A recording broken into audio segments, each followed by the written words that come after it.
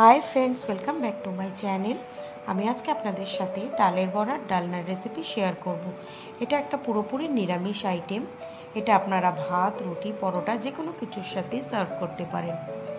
আমার এই ভিডিওটা দেখুন, দেখে ভালো লাগলে লাইক করবেন, শেয়ার করবেন, আর এরকম নতুন নতুন রেসিপির আপডেট পেতে আজই আমার চ্যানেলটাকে সাবস্ক্রাইব করবেন আর বেল নোটিফিকেশানটা ক্লিক করতে ভুলবেন না। তাহলে চলুন রেসিপিটা দেখে নিই। আমি এখানে 4 ঘন্টা মটর ডাল খুব ভালো করে ধুইয়ে জলে ভিজিয়ে রেখেছিলাম। এবার জল থেকে আমি এটাকে ছেঁকে নিয়েছি। এবার আমি একটা মিক্সিং ব্লেন্ডার জারের মধ্যে এই মটর ডালটা নিয়ে নেব। এখানে আমার যতটা ডাল আছে এটা আমার একবারে হবে না, এটাকে আমি দুবারে মিক্সিতে ঘুরিয়ে নেব। খুব সামান্য জল দিয়ে এটাকে আমাকে একটা পেস্ট তৈরি করে নিই। এটাতে আমি 2টো কাঁচা লঙ্কা আর হাফ ইঞ্চির থেকেও একটু কম আমি আদা দিয়ে দেবো। ডালটাকে আমি এরকম শক্ত করে মিক্সিতে বেটে নিয়েছি। এর থেকে বেশি নরম করা যাবে না, তাহলে বড়াগুলো বানাতে পারবো না। এবার আমি এতে হাফ টিস্পুন হলুদ গুঁড়ো, হাফ টিস্পুন কাশ্মীরি লঙ্কা গুঁড়ো আর হাফ টিস্পুনের মতো নুন দেব। দিয়ে এটাকে ভালো করে মিশিয়ে আর হাফ টিস্পুনের মতো কালো জিরে দিয়ে দেবো। দিয়ে এটাকে ভালো করে মিশিয়ে নেব।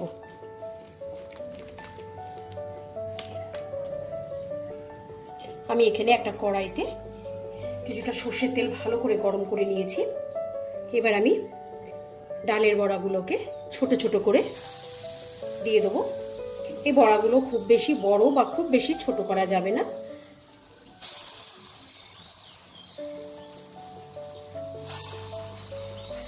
এরকম মিডিয়াম সাইজের বড়াগুলোকে ভেজে নিতে হবে।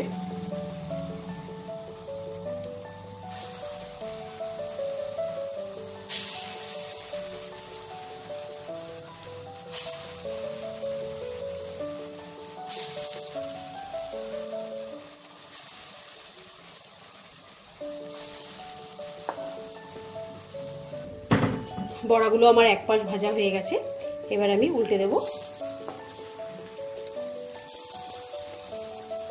মিডিয়াম টু স্লো ফ্লেমে বড়াগুলো সবসময় ভাজতে হয়।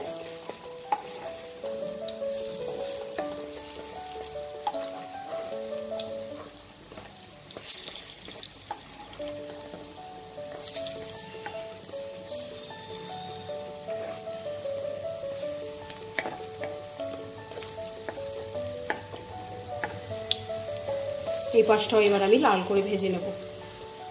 দুপাশ থেকেই বড়াগুলো লাল হয়ে গেছে। আমি এবার এগুলোকে তুলে নেব। আর ঠিক একই রকমভাবে আমি আরও বাদবাকি বড়া ভেজে নেব। বড়াগুলো ভেজে নেওয়ার পর এবার যতটা তেল আছে আমার এই তেলেই রান্নাটা হয়ে যাবে। এবার এই তেলের মধ্যে আমি একটা তেজপাতা আর হাফ টিস্পুন সাদা জিরে ফোড়ন দেব। এবার এতে আমি 3টে মিডিয়াম সাইজের আলু ভেজে নিয়েছি। এই আলুটা দিয়ে দেবো। আলুটাকে হালকা ব্রাউন করে আমি ভেজে নেব। আলুগুলোকে হালকা ব্রাউন করে ভেজে নিয়েছি।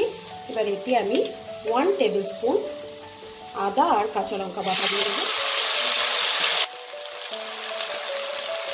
হাফ টিস্পুন ধনে গুঁড়ো,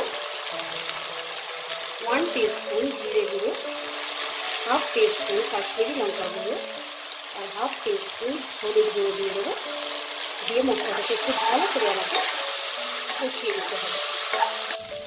এতে আমি এবার একটা টমেটো ছোটো ছোটো করে কেটে নিয়ে দিয়ে দিলাম।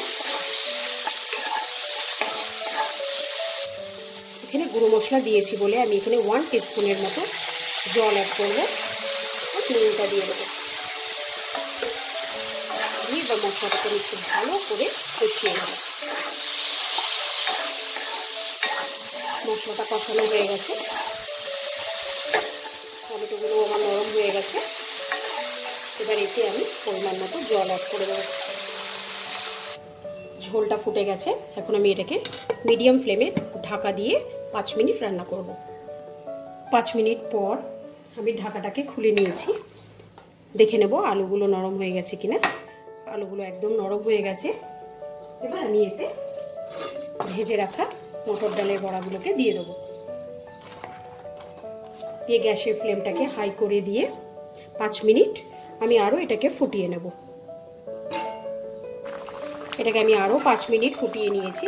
এরপর এতে আমি হাফ টিস্পুনের মতো একটু ঘি আর হাফ টিস্পুন গরম মশলার গুঁড়ো দিয়ে দেবো। দিয়ে গ্যাসের ফ্লেমটাকে অফ করে দিয়ে আমি এটাকে সার্ভিং বলে বেড়ে নেব। ডালের বড়ার ডালনাটাকে আমি সার্ভিং প্লেটে বেড়ে নিয়েছি। আপনারা এই ভিডিওটা দেখে বাড়িতে ট্রাই করে আমাকে কমেন্ট সেকশানে লিখে জানাতে ভুলবেন না আপনাদের কেমন লাগলো। আজকের মতো বিদায় জানাচ্ছি, আবার আসবো নতুন কোনো এক রেসিপি নিয়ে। বাই।